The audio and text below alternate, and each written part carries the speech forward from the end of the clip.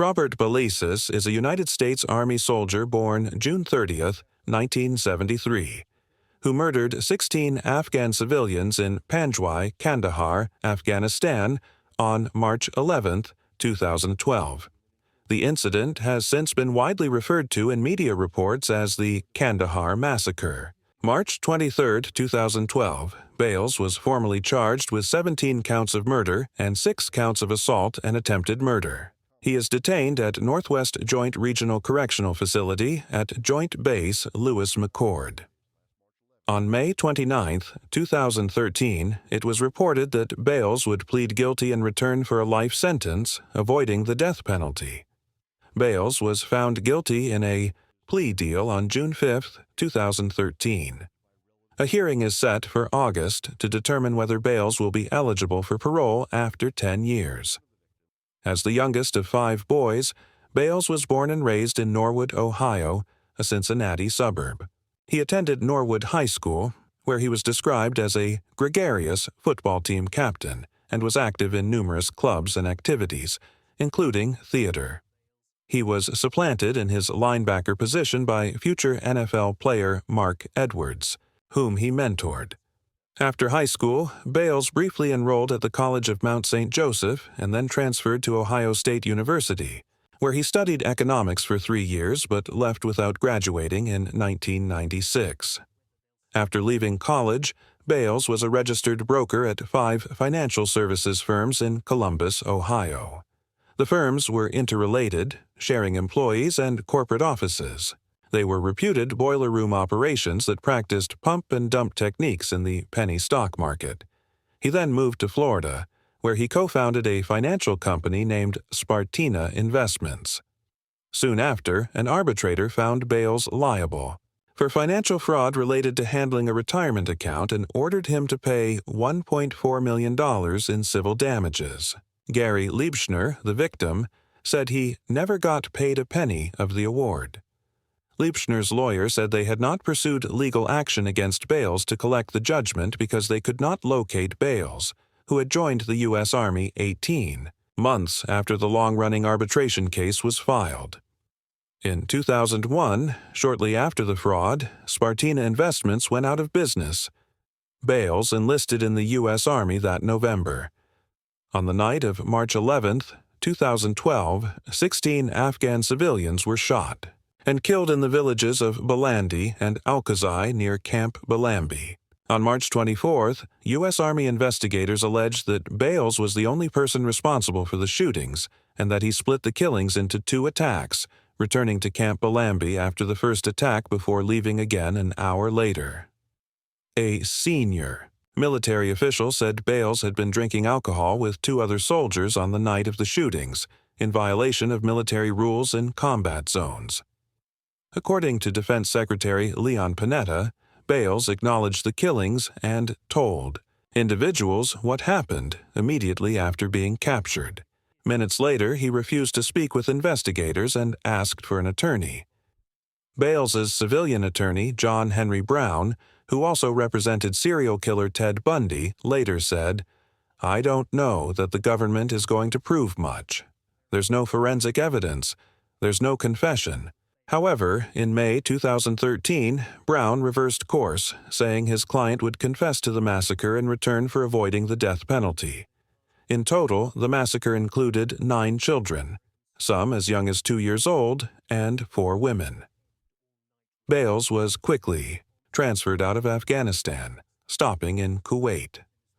The sudden transfer to Kuwait prompted a diplomatic uproar, as the Kuwaiti government heard about the Bales case from news reports before hearing from the U.S. government. When they learned about it, the Kuwaitis blew a gasket and wanted him out of there, an unnamed official said.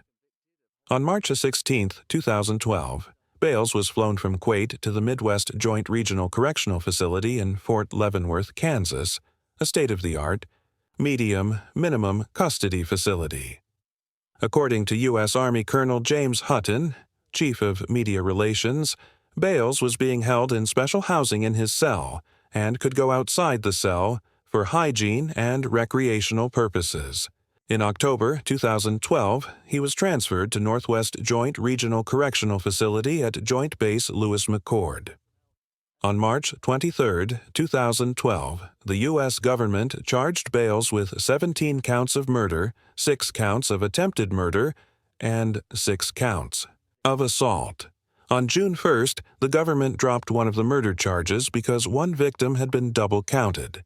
Simultaneously, other charges were filed, including abuse of steroids, alcohol consumption, and attempting to destroy evidence. Assault charges were increased from 6 to 7.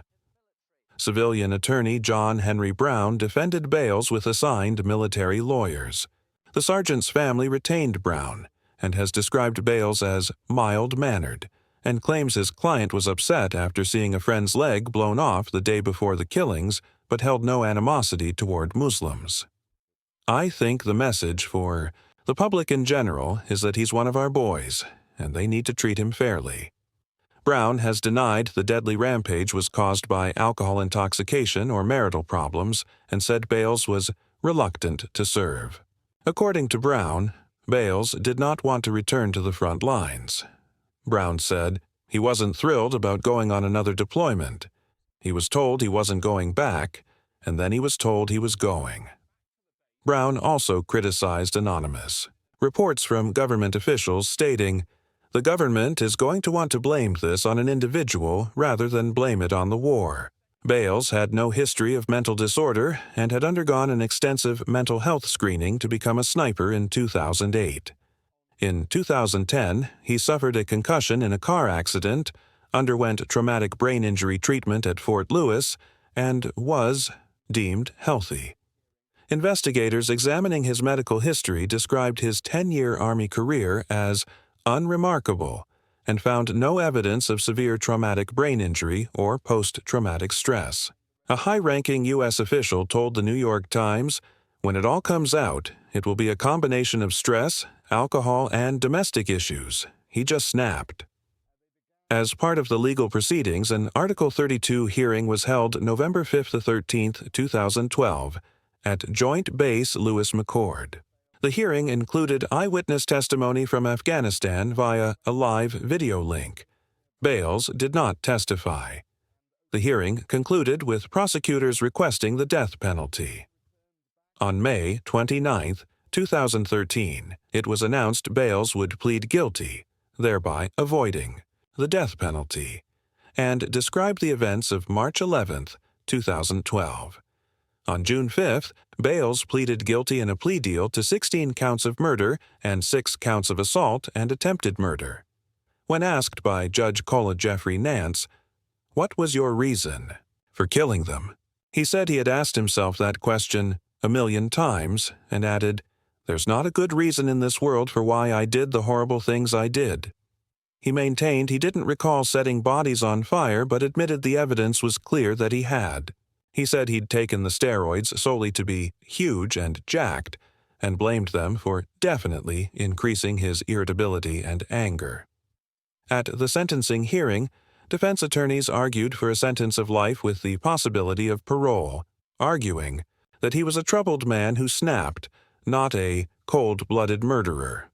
Bales took to the stand to issue an apology to his victims, saying he would bring them back to life if he could. Lieutenant Colonel J. Morse, a U.S. Army Trial Counsel Assistance Program member, was the Bales case's lead prosecutor. The prosecution, seeking life without the possibility of parole, closed their arguments with, "In just a few short hours, Sergeant Bales wiped out generations. Sergeant Bales dares to ask you for mercy when he has shown none." On August 23, a 6-person jury sentenced Bales to life in prison without parole. He was also demoted to the lowest enlisted rank, dishonorably discharged, and forfeited all pay and allowances. A commanding general overseeing the court-martial can reduce the sentence to life with the possibility of parole. Afghan villagers and the families of Bales's victims were upset by the decision, saying he deserved death. Bales is incarcerated at the United States Disciplinary Barracks at Fort Leavenworth. Bales is married and has 2 young children. After the shootings, the family was moved from its home in Lake Tapps, Washington, for their protection. Regarding the murders for which he was charged, Bales's wife, Carolyn, told People magazine, "I know my husband didn't do that. That's not Bob." On CBS This Morning, on July 2, 2012, Bales, captioned as Kari, said she had spoken often to her husband in detention, but never asked him about what happened in the Panjwai villages. "We just talk about family matters," she said. The Bales were struggling financially and had put their home up for sale 3 days before the shootings. The property was listed for $50,000 less than what they paid for it in 2005 and less than they owed the bank. According to officials, Bales may have had marital problems since returning from deployment in Iraq in 2010. Bales's wife blogged about her disappointment in her husband being passed over for a promotion to Sergeant First Class after all of the work Bob has done and all the sacrifices he has made for his love of his country, family, and friends. She also looked forward to the family's next duty station, listing her top choices as Germany, Italy, Hawaii, Kentucky, or Georgia, calling the possibilities opportunities for adventure. Robert Bales, who pleaded guilty to slaughtering 16 Afghan civilians inside their homes, will spend the rest of his life in prison, a military jury decided on Friday. The decision came after 3 days of wrenching testimony that painted a moment-by-moment, bullet-by-bullet account of one of the worst atrocities of the United States' long war in Afghanistan. The 6-member military jury considering Sergeant Bales's fate had 2 options: sentence him to life in prison with no possibility of parole, or allow him a chance at freedom after about 20 years behind bars. His guilty plea in June removed the death penalty from the table. In pressing for mercy, the defense team said Sergeant Bales had been a good soldier, a loving father, and a stand-up friend before snapping after 4 combat deployments to Iraq and Afghanistan. But prosecutors said he was a man frustrated with his career and family, easy to anger, whose rage erupted at the end of his M4 rifle. He liked murder, a prosecutor, Jay Morse, said in closing arguments on Friday. He liked the power it gave him. In the end, the jury sided with that argument. It deliberated for about 90 minutes before returning to a courtroom packed with soldiers, relatives of Sergeant Bales, and 9 Afghan men and boys who had testified earlier in the week about the harm Sergeant Bales had inflicted on them and their families. As the sentence was read, an interpreter gave the Afghans a thumbs-up sign. On the other side of the courtroom, Sergeant Bales's mother wept, holding her face. Sergeant Bales, 40, showed no reaction. He responded politely, "Yes, sirs," to the judge's questions about his appellate rights before being led away. He will be dishonorably discharged. Outside the court, the Afghan villagers told reporters that the sentence did little to ease their anger and loss. Many wanted Sergeant Bales to be executed and said his crimes represented the barest fraction of the pain and death that Afghans have endured over the last decade. The men tugged at the maroon pants of a boy named Sadiqullah, revealing a leg scarred and disfigured by bullet wounds. "We came to the U.S. to get justice," said Haji Muhammad Wazir, who lost 11 members of his family in the massacre. "We didn't get that." The killings took place in the Taliban stronghold of Kandahar province, in 2 villages that were little more than an assortment of mud-walled homes with no electricity or running water, where residents cultivated wheat and other grains. On March 11, 2012, after a night of drinking and watching movies with other soldiers, Sergeant Bales slipped away from his combat outpost and set off toward the villages. What happened next was brought into vivid detail by the testimony of the 9 Afghan men and boys. Wearing traditional Afghan shalwar kameez and turbans as they faced a wall of crew cuts and crisp blue military dress uniforms, the Afghans spoke in Pashto of this unknown American who burst into their lives like a camouflaged Grim Reaper. They recalled how he hit and kicked members of their family, gunned down defenseless older men, mothers, and children, and set their bodies on fire. Several American service members also testified to the massacre's outward ripples, describing how a wounded 7-year-old girl named Zardana had to be taught to walk and use the bathroom again, how Afghans seethed with outrage in the Panjwai district, and how the American military had to suspend operations in the area after the killings. On Friday, prosecutors described Sergeant Bales as a methodical killer, uncaring and unrepentant. A closing argument illuminated by graphic videos and photos of the dead and wounded, Colonel Morse said Sergeant Bales had shown no mercy to the Afghan families and deserved none from his military peers. Sergeant Bales not only had no remorse, but knew everything he was doing, Colonel Morse said. He decides to act on the weak and the defenseless. Even as Emma Scanlon, a lawyer for Sergeant Bales, asked jurors to grant him and his family a sliver of light with the possibility of parole, she did not explain the murders. For months, his defense had suggested that post-traumatic stress or brain injury had played a part, but it did not present any medical experts during the sentencing hearing. Even Sergeant Bales, speaking to jurors on Thursday, balked when explaining his actions. All anyone could do was guess. In a letter read to jurors on Friday, a former supervisor of Sergeant Bales said that the heavy toll of combat tours, growing, stress, and personal problems seemed to reach a critical mass that night in Kandahar. I believe he was finally overwhelmed by witnessing the deaths and injuries of the soldiers he loved so much, the officer wrote. The darkness tugging at him for the last 10 years swallowed him whole. The U.S. Army Staff Sergeant accused of slaughtering 16 Afghan civilians in 2 villages pleaded guilty Wednesday in a move expected to spare him from the death penalty. When a military judge asked Robert Bales why he slaughtered the men, women, and children outside Camp Belem Bay in southern Afghanistan on March 11, 2012, Bales gave his first and only public explanation for the attack. "Sir, as far as why, I've asked that question 1,000,000 times since then," said Bales, according to the Associated Press. "There's not a good reason in this world for why I did the horrible things I did." Bales appeared in a military uniform at Joint Base Lewis McChord outside Seattle, where his military tribunal is being held. Part of his plea deal with prosecutors involved a requirement that he give an account of the killings and of burning the villagers' bodies before returning to base with blood-stained clothing. His initial recollection of the slaughter, which was recalled to the court and to the Los Angeles Times in vivid detail by the survivors, poured out in cold legalese.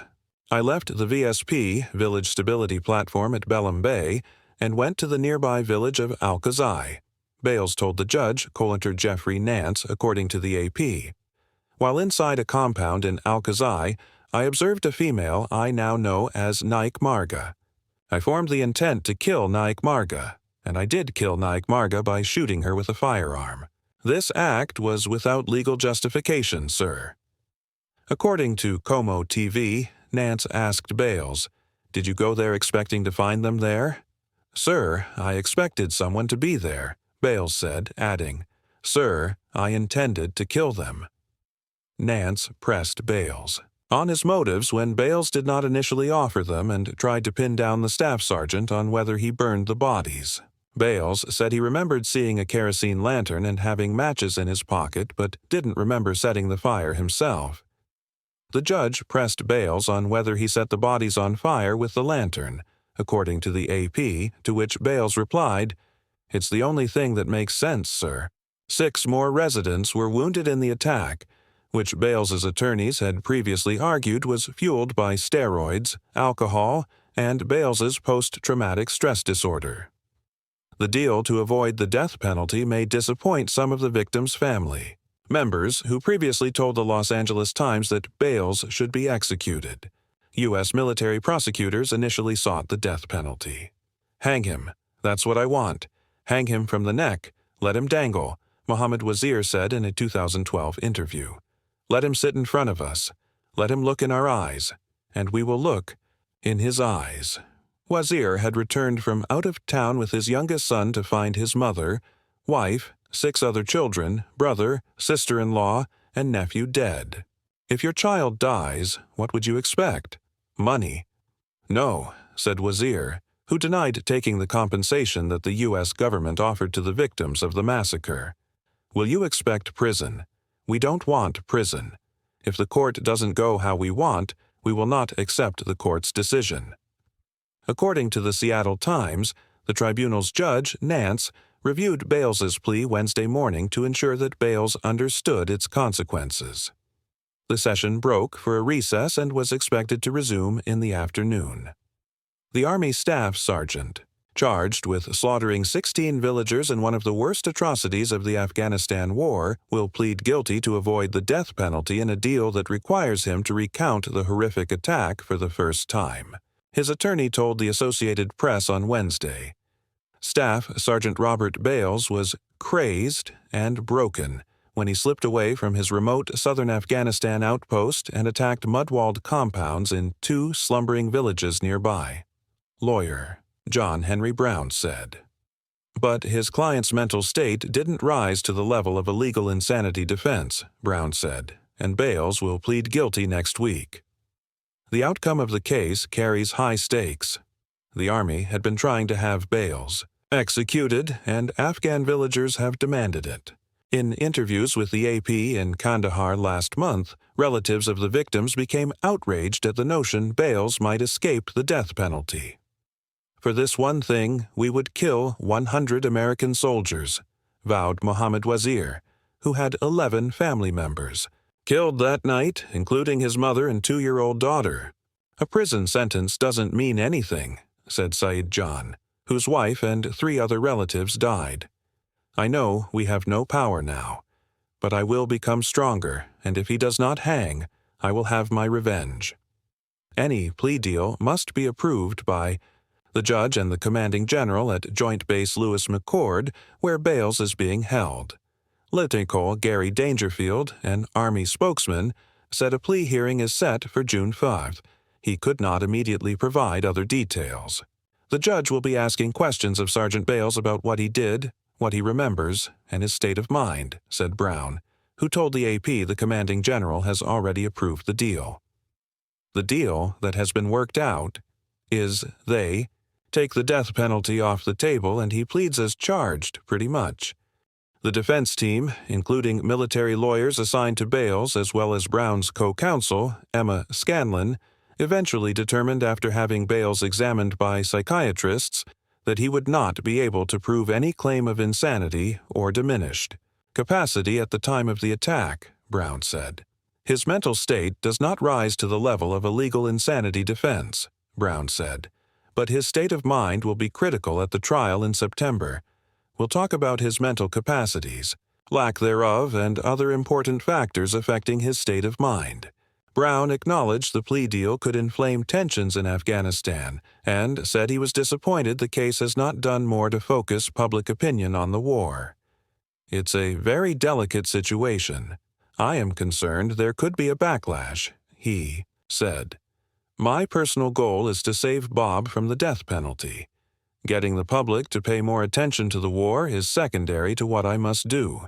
As the American soldier accused of the murder of 16 Afghan villagers arrives at a U.S. military base in Kansas, Philip Sherwell looks at the man who has plunged U.S.-Afghan relations to a new low. Robert Bales turned his back on civilian life as a financial advisor in Ohio and signed up for the military after the Sept 2001 terror attacks on the U.S. He was a popular combat veteran, twice injured in Iraq. A former platoon leader described him as one of the best soldiers I ever worked with, and who prided himself on identifying the bad guys from non-combatants. Now, though, he has been identified as the U.S. soldier accused of last Sunday's massacre of 16 Afghan villagers, 9 of them children, in a pre-dawn shooting and stabbing rampage. The atrocity has plunged U.S.-Afghan relations to a new low, prompting Death to America protests in Afghanistan and fresh calls for the timetable for the 2014 withdrawal of American and British forces to be accelerated. As a commander and trained sniper in a frontline U.S. infantry unit, Sergeant Bales was no stranger to combat and the stress it can produce in those who wage it. He had witnessed the bloodiest of the fighting in Iraq in the years after the 2003 invasion, earning the praise of his superiors, and was decorated a dozen times during 3 tours of duty there. Then, in 2010, towards the end of his 3rd deployment, he suffered a minor traumatic brain injury after the vehicle in which he was traveling rolled over. And last year, to his disappointment, he was passed over for promotion, adding to money worries back home. But for Sergeant Bales, 38, and his wife, Carolyn, there seemed at least one reason for optimism on the horizon. They understood he had served, his final tour in a war zone, and that they and their 2 young children would soon move to a non-combat posting. Instead, he was sent back to the front last December, this time to Afghanistan. The consequences were more dreadful than could have been imagined. What emerged this weekend is a morality story for a nation whose army has been at war for a decade. And at the center of it is a soldier who, despite an impressive military record, also had a recent history of trauma, grievances, and financial pressures. Court records show another side to the character of a man who stunned neighbors and was described as a loving father and husband and life of the party. In 2002, he underwent an anger management assessment after he was charged with assault. In 2008, witnesses said that he smelled of alcohol after he crashed his car and ran off into nearby woods. At home in Washington State, his wife struggled with finances as she raised Quincy, 4, and Bobby, 3. Only this month did they put their home up for sale, as they had fallen behind with their mortgage payments. Cadet Bales, 38, a member of the 3rd Stryker Brigade, 2nd Infantry Division, was flown back on Friday evening to the military's highest security prison at Fort Leavenworth, Kansas, where investigators will pore over his military evaluations, mental and physical health records, and computer logs as they draw up charges against him. An unnamed official briefed U.S. media that Sergeant Bales buckled under a combination of work stress, marital strains, and alcohol, saying that he had been drinking in violation of military rules. But the shocking incident raises alarming questions about his emotional and mental stability, whether he had slipped through the net of care at one of America's biggest bases and the pressures of repeat deployments to combat zones. John Brown, his lawyer, dismissed reports of domestic problems as hogwash, but said Sergeant Bales had experienced post-traumatic stress disorder stemming from his deployments and had his head injury in Iraq. He also had seen one of his fellow soldiers lose his leg in an explosion hours before he allegedly committed the massacre. Acknowledged Bales and his wife lived at Lake Tapps in Washington State, about a 20-minute drive east of his base at Lewis McChord near Tacoma in the Pacific Northwest. There was a modest 2-story beige wood frame house with a small front porch beneath tall fir and cedar evergreens in a neighborhood popular with military families. But 3 days before the shooting in Afghanistan, Mrs. Bales contacted Philip Rodacker, an estate agent, to say that she wanted to sell their house. The property was listed for $229,000, about a $50,000 loss on what the family paid for it in 2005, and less than they owed the bank. She told me she was behind in payments, Mr. Rodacker said. She said he was on his 4th tour, and the house was getting kind of old, and they needed to stabilize their finances. The house looked like it had been neglected, he added. Mrs. Bales and her children were moved into accommodation on the Army base last week to protect her from the inevitable media scrutiny and the danger of revenge attacks. Boxes, toys, a sled, and a barbecue grill were piled on the front porch this weekend, collected by Mrs. Bales as she prepared for the move. "We are completely in shock," said Cassie Holland, a next-door neighbor. "They seemed very happy. He was the life of the party, and great with the kids. I can't see how this could have happened." His commanders also evidently had no doubts about his capabilities. Staff sergeants are the backbone of a fighting unit, supporting their officers and bolstering the troops' morale. To qualify as a sniper, a position that all but guarantees a close acquaintanceship with killing, He also underwent and passed routine psychological screening assessments. Sergeant Bales offered his insights on the war in Iraq after he fought in a battle in the city of Najaf in 2007, in which 250 enemy fighters died in clashes described by some participants as apocalyptic. "I've never been more proud to be a part of this unit than that day," he said afterward in a testimony collected for a military training college. "We discriminated between the bad guys and the non-combatants, and then afterward, we ended up helping the people that 3 or 4 hours before were trying to kill us. I think that's the real difference between being an American as opposed to being a bad guy, someone who puts his family in harm's way like that." Speaking of the intensity of the battle, he added that the cool part about this was World War II style. "You dug in. Guys were out there digging a fighting position in the ground. The U.S. military would prefer the public not to read that vivid account. The link to the website that carried it was removed last week, but the article was still available in other archives." Comrades have been quick to support the soldier they knew before Sunday. Capt. Chris Alexander, his platoon leader in Iraq, said in an interview on Friday night that the sergeant saved many a life by never letting down his guard during patrols. "Bales is still, hands down, one of the best soldiers I ever worked with," he said. "There has to be very severe post-traumatic stress disorder involved in this. I don't want him seen as some psychopath because he is not. However, public records show he had 2 brushes with the law after moving to Washington. He was ordered by a judge in 2002 to undergo anger management counseling for an alleged assault on a girlfriend in a hotel. In 2008, he was arrested after he drove his car off a road and into a tree, then fled the scene. Witnesses told police that he was bleeding, disoriented, and smelled of alcohol, but he was not charged with drunk driving. He was deployed 3 times to Iraq between 2003 and 2004 as anti-U.S. resistance erupted, for 15 months between June 2006 and September 2007, at the height of the brutal Civil War and the beginning of what became known as the Surge, and for a year from August 2009. As well as the head injury in that final tour, his lawyer said that he had also lost part of his foot in a separate incident. The massacre has focused attention on the care and vetting given to soldiers who have gone through multiple tours and, in Sergeant Bales' case, suffered a brain injury on deployment. Joint Base Lewis McChord has come under scrutiny because of a string of problems. Most notably, rogue soldiers from another striker brigade formed a kill unit. They murdered 3 Afghan civilians in 2010, and the Army recently opened an investigation into complaints that diagnoses of post-traumatic stress disorder were being changed or dismissed by the base's medical center. Some veteran groups have argued that the base, which is home to 40,000 soldiers, is unable to handle the pressures of repeated deployments. In 2010, Sergeant Bales was among 18,000 personnel who returned from war zones in just a few weeks. Commanders, however, insisted on Friday that facilities at Lewis McChord were not overwhelmed.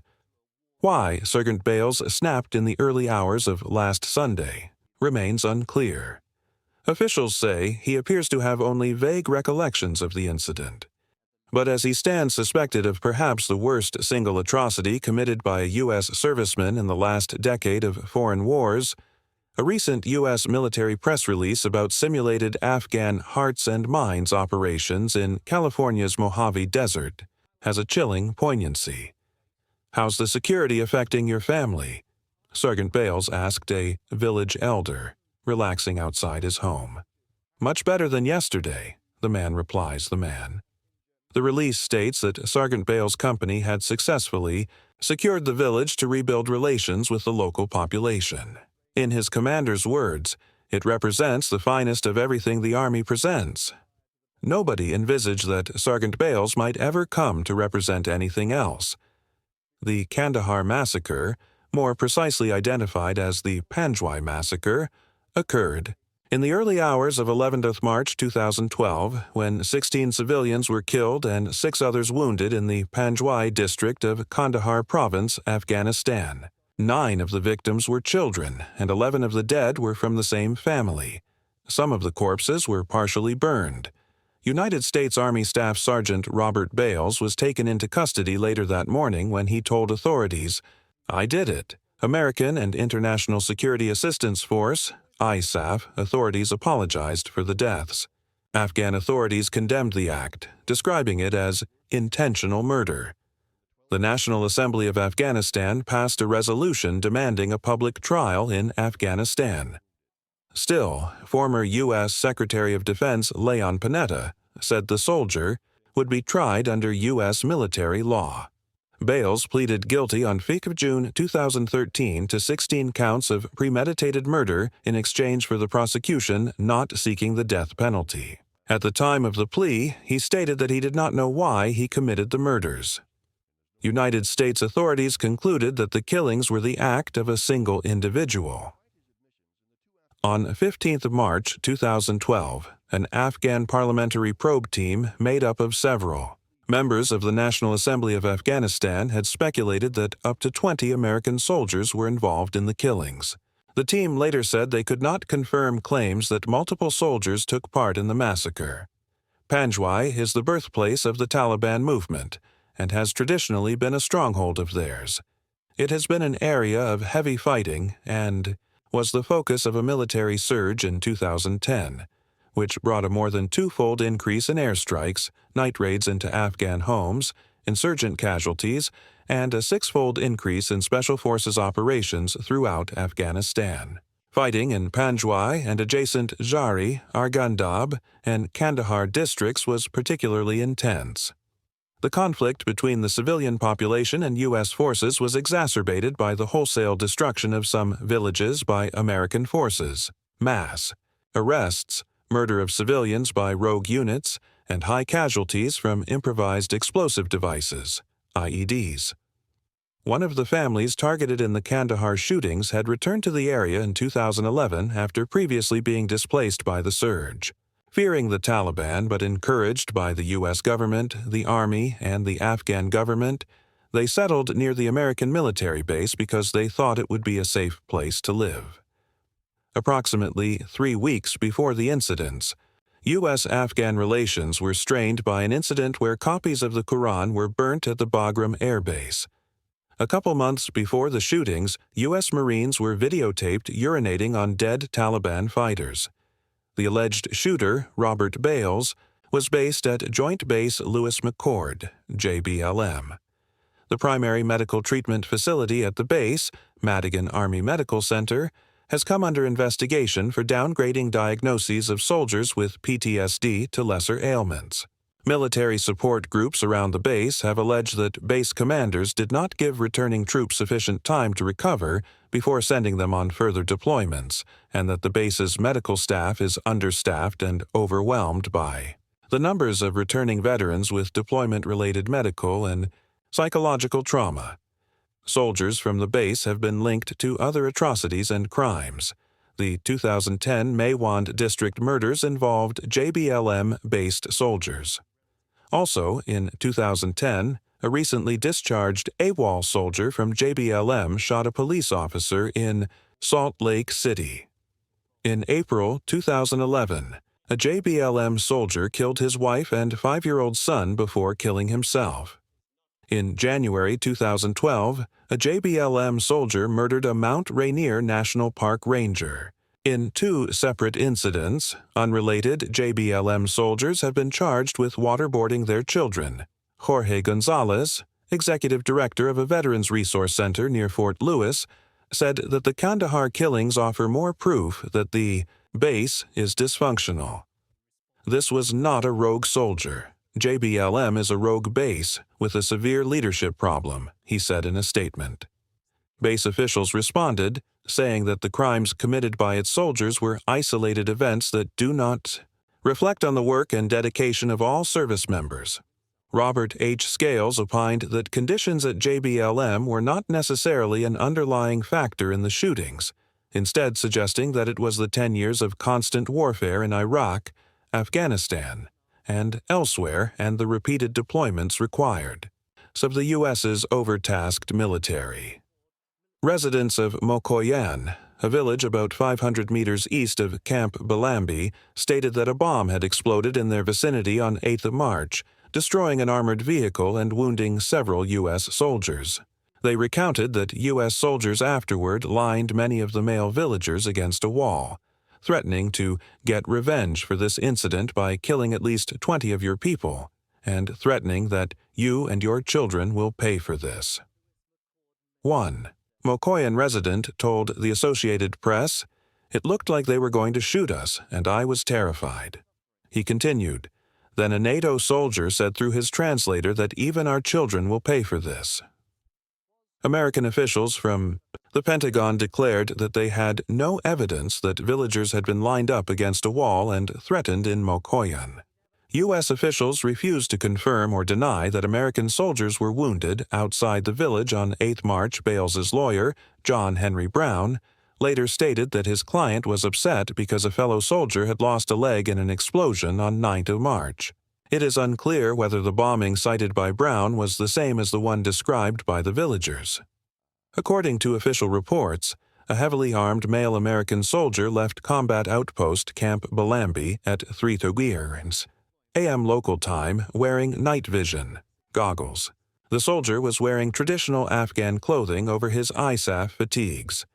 According to government officials with knowledge of the investigation, the killings were carried out in 2 phases, with the killer returning to base in between. An Afghan guard reported a soldier returning to base at 1:30 a.m., and another reported a soldier leaving at 2:30 a.m. The killer is believed to have first gone to Al-Khuzai, about 1-2 mile north of Camp Balambe, then to Najiban, called Balandi in earlier reports, located 1-2 miles south of the base. 4 people were killed and 6 wounded in Al-Khuzai, and 12 people were killed in Najiban. American sentries at the base heard gunshots in Al-Khuzai but did not take action, besides attempting to view Al-Khuzai from their post inside the base. On 22 March, U.S. authorities recognized 16 people killed, including 9 children, 4 men, and 3 women. On 22 March, that number was revised to 17 but later reduced to 16. It was initially reported that 5 others were injured, which eventually increased to 6. 4 members of the same family were killed in Al-Khuzai. According to a 16-year-old boy who was shot in the leg, the soldier woke up his family members before shooting them. Another witness said she saw the man drag a woman out of her house and repeatedly hit her head against a wall. The first victim in Najiban appears to have been Muhammad Dawood. According to Dawood's brother, the assailant shot Dawood in the head, but spared Dawood's wife and 6 children after the wife screamed at him. 11 members of Abdul Samad's family were killed in a house in Najiban village, including his wife.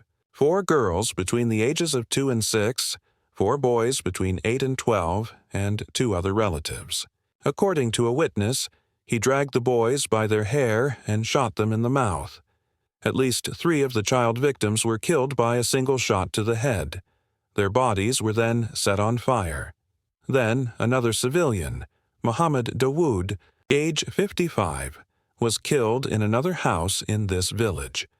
Witnesses reported that the perpetrator was wearing a headlamp and/or a spotlight attached to his weapon. The perpetrator burned some of the victims' bodies, an act that would be considered desecration under Islamic law. Witnesses said that the 11 corpses from one family were shot in the head, stabbed, and then gathered into one room and set on fire. A pile of ashes was found on the floor of one victim's house. At least one child's body was found partially charred. A reporter for the New York Times inspected the bodies that had been taken to the nearby American military base and confirmed seeing burns on some of the children's legs and heads. Following the events at Al-Khuzai and Balandi, a U.S. soldier handed himself over into ISAF custody.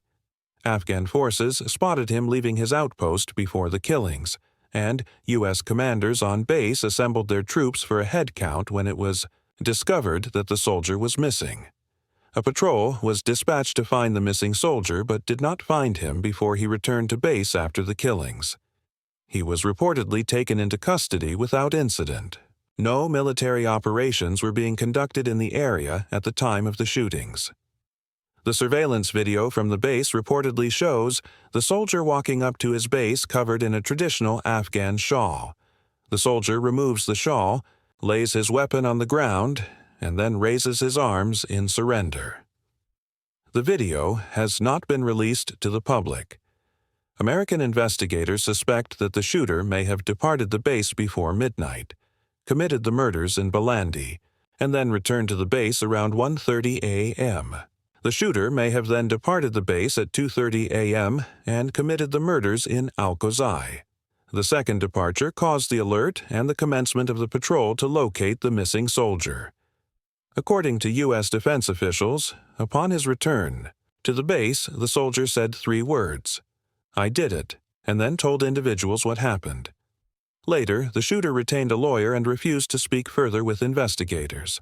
The United States flew the alleged shooter out of Afghanistan to Kuwait on 14th of March 2012, then to the United States Disciplinary Barracks at Fort Leavenworth in Kansas on 16th of March.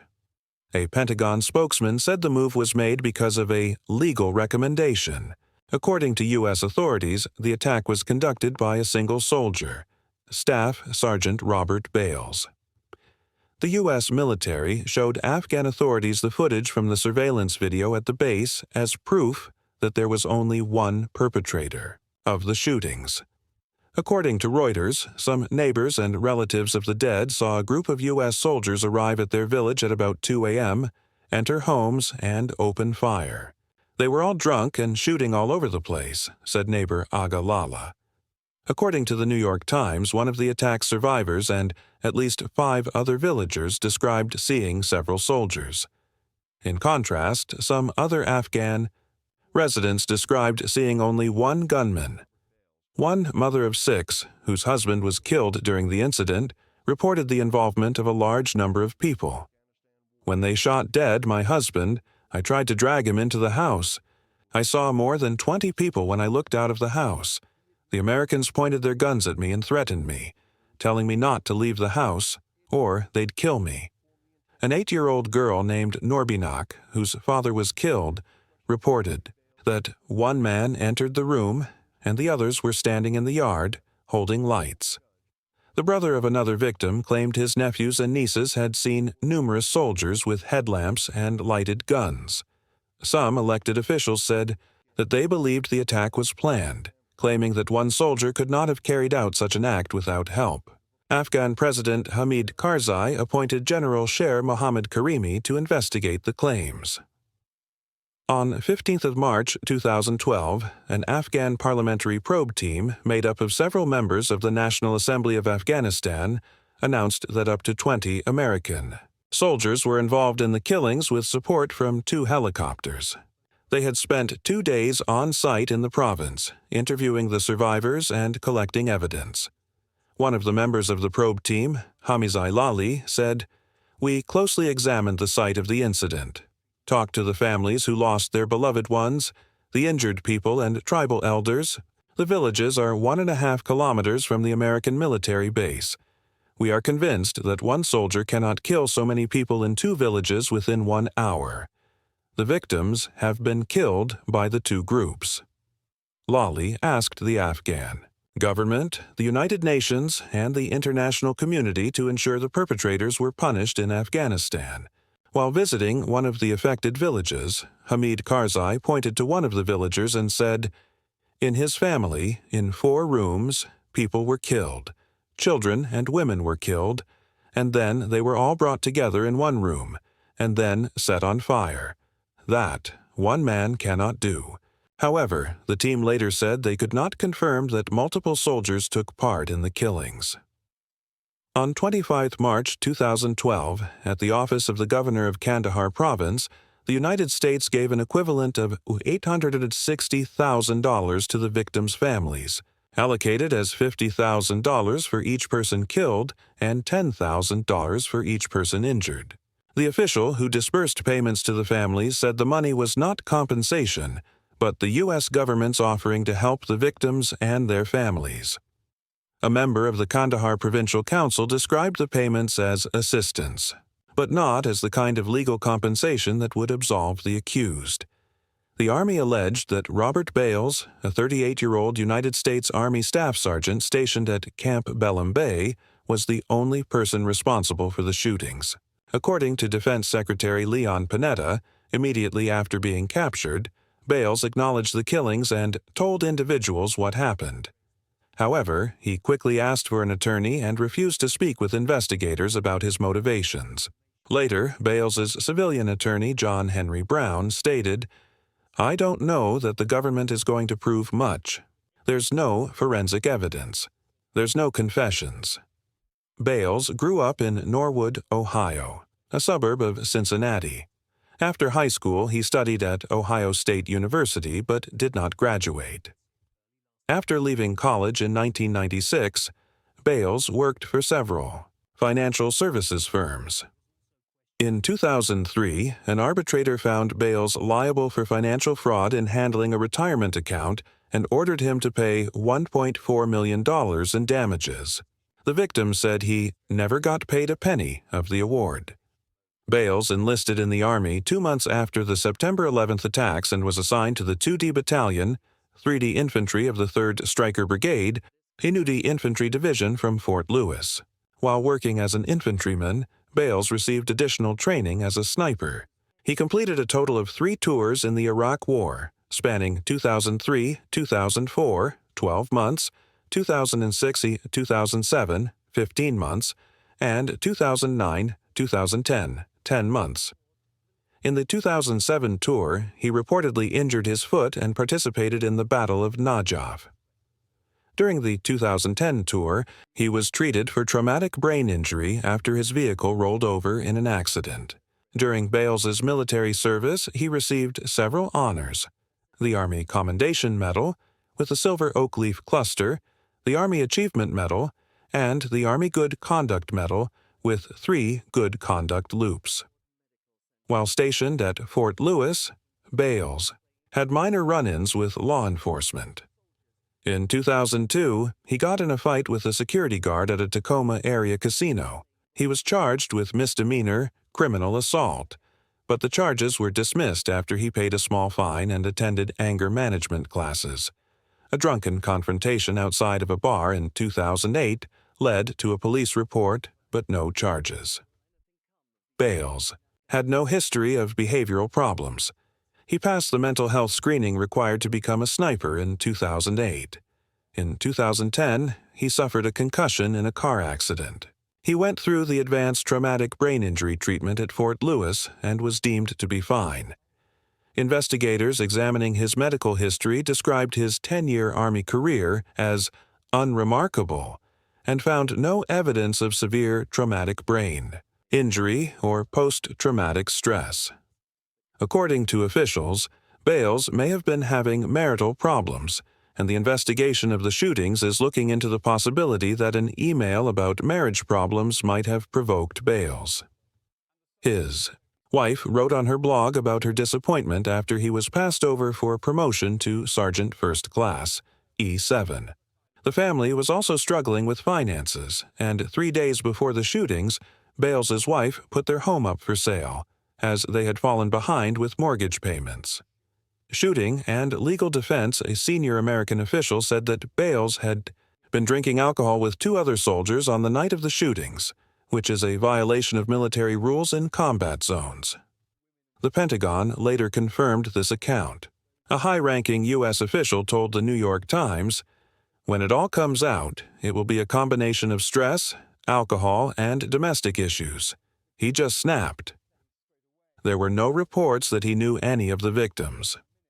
Noted Seattle attorney John Henry Brown, who represented serial killer Ted Bundy, among others, will defend Bales alongside military lawyers. Brown, who the sergeant's family retained, described Bales as a mild-mannered man and told reporters, "I think the message for the public in general is that he's one of our boys, and they need to treat him fairly." Brown stressed that his client had been upset by seeing a friend's leg blown off the day before the killings but held no animosity toward Muslims. the U.S. Army did not confirm the incident. Brown denied that the deadly rampage was caused by alcohol intoxication or marriage problems and said that Bales was reluctant to serve. Brown criticized anonymous reports from government officials stating, "The government is going to want to blame this on an individual rather than blame it on the war." He said the sergeant's wife has an excellent job, noting that he was being paid and not working on this case pro bono. According to Gary Solis, an expert on war crimes and the military justice system, an insanity defense is likely. It's hard to say whether the case will even go to trial, because in war crimes like this, there may be an insanity defense, that he is unable to recognize the wrongfulness of his act because of a severe mental disease or injury. Under the U.S. military legal code, the death penalty is possible but requires personal presidential sign-off. 6 military members are currently on death row, but none has been executed since Private First Class John A. Bennett was hanged in 1961. On 16 March, Bales was flown from Kuwait to the Midwest Joint Regional Correctional Facility at Fort Leavenworth in Kansas, which the Army officials describe as a state-of-the-art, medium-minimum custody facility. Bales is being held in special housing in his cell and can go outside the cell for hygiene and recreational purposes, according to Army Colonel News James Hutton, Chief of Media Relations. The sudden transfer from Kuwait was reportedly caused by a diplomatic uproar with the Kuwaiti government, which learned of the sergeant's move to an American base on Kuwaiti territory only from news reports and not from the U.S. government. When they learned about it, the Kuwaitis blew a gasket and wanted him out of there, an official said. Prior to the release of Bales's name, the U.S. military erased references to him from military websites, photographs of him were removed, and an article that quoted him extensively regarding a 2007 firefight was removed from his base's newspaper. Cached versions of the information remained accessible on the Internet and were published by news organizations. Officials commented that the removals were intended to protect the privacy of the Bales family. On the 23rd March 2012, the U.S. government charged Bales with 17 counts of murder, 6 counts of attempted murder, and 6 counts of assault. On 24th March 2012, American investigators said they believe Bales split the killings in the villages of Balandi and Al-Khuzai into 2 attacks, returning to Camp Balambi after the first attack before slipping out again an hour later. No other U.S. military persons have been disciplined for having any role in the incident. On 1 June 2012, the U.S. Army dropped one of the murder charges, saying one of the victims had been counted twice. The reduction was made after extensive interviews of family members to confirm the number killed, said Lieutenant Colonel Gary Dangerfield. However, additional charges were filed against Bales on the same date. The charges included abuse of steroids, alcohol consumption, burning corpses, attempting to destroy evidence, and assaulting an Afghan man the month before the massacre. The number of assault charges was also raised from 6 to 7, the 7th charge being for an unrelated incident in February 2012. The first trial phase, an Article 32 hearing, was scheduled to begin November 5, 2012, at Joint Base Lewis McChord. Several of the Afghan witnesses were expected to testify via video teleconference. John Henry Brown represented Bales. The preliminary hearing, which began on 5 November 2012 at Joint Base Lewis McChord, the Washington State Base south of Seattle, included nighttime sessions on 9, 10, and 11 November 2012 for the convenience of eyewitnesses and victims who testified through a video link from Afghanistan. Bales did not testify.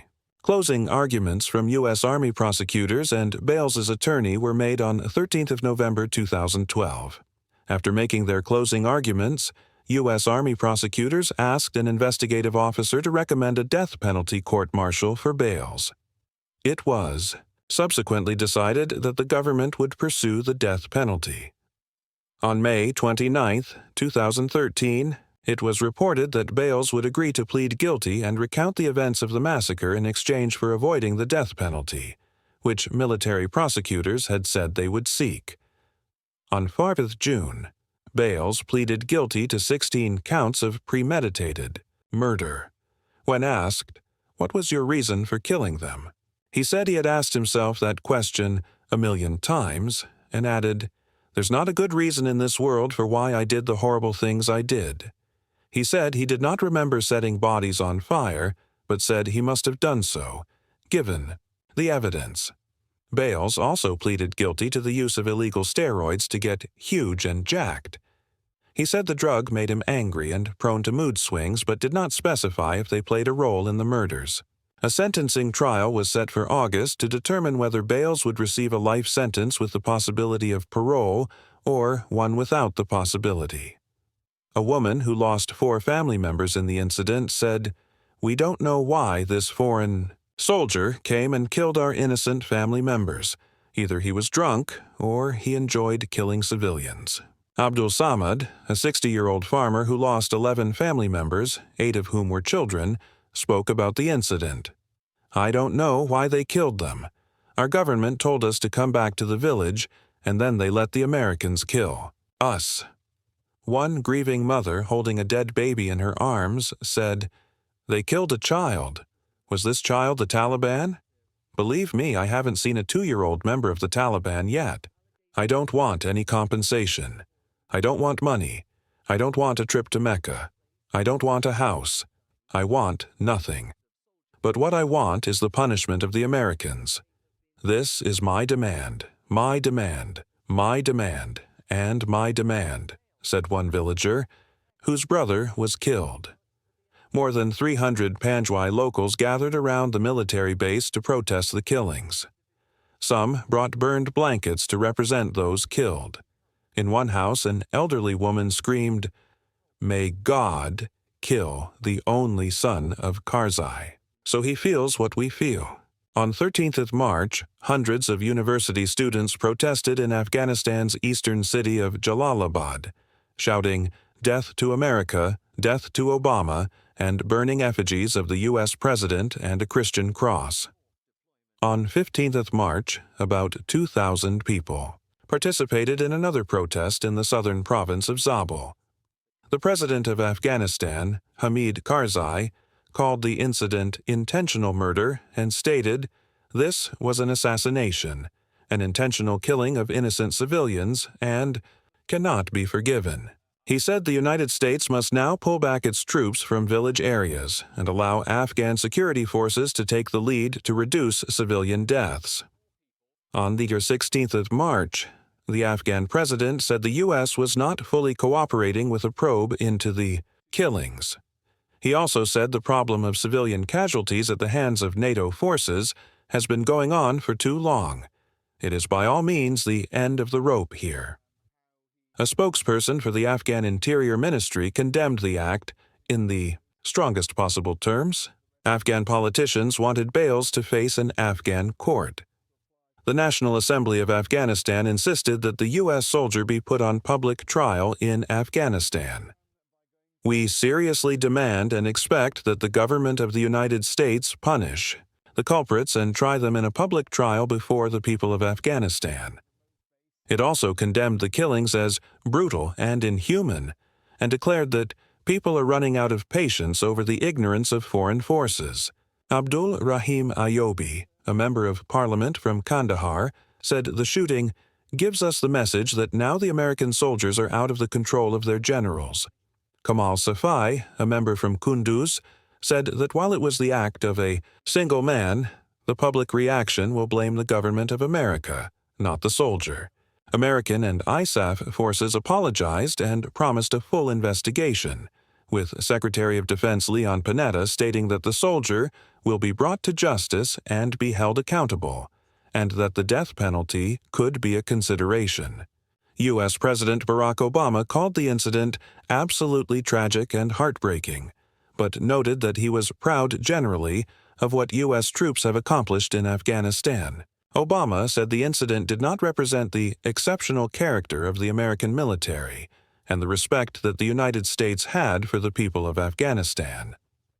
On 13th March, he said, "The United States takes this as seriously as if it were our citizens and our children who were murdered. We're heartbroken over the loss of innocent life. The killing of innocent civilians is outrageous, and it's unacceptable." In response to a reporter asking whether the killings could be likened to the 1968 My Lai massacre of civilians by U.S. forces in South Vietnam, Obama replied, "It's not comparable. It appeared you had a lone gunman who acted on his own." General John R. Allen, commander of the ISAF, also issued an apology. Adrian Bradshaw, the deputy commander of the NATO forces in Afghanistan, apologized, "I wish to convey my profound regrets and dismay. I cannot explain the motivation behind such callous acts, but they were not part of authorized ISAF military activity." A rapid and thorough inquiry was promised. U.S. officials said the killings would not affect their strategies in the area. The Taliban said in a statement on its website that sick-minded American savages committed the blood-soaked and inhumane crime. The militant group promised the families of the victims that it would take revenge for every single martyr. The Taliban also accused Afghan security officials of being complicit in the attack. The militant group called off peace talks in the wake of the deadly rampage. On 13th March, the Taliban launched an attack on an Afghan government delegation that was visiting the site of the killings, killing one government soldier and injuring 3.